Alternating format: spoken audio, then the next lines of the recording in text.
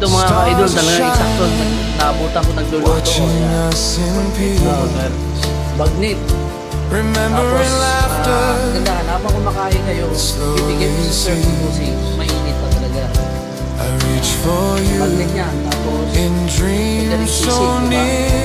So, yun lang. Bahala kayo dito mga ka-idol. Mura na, simple na. Ito pa, affordable at makatawid tayo ng gusto kahit sa malayo. Okay? Ito kami sa sabi ko,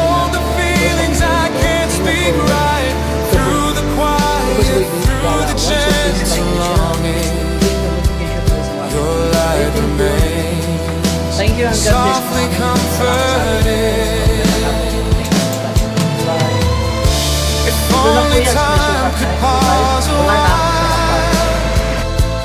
I'd stay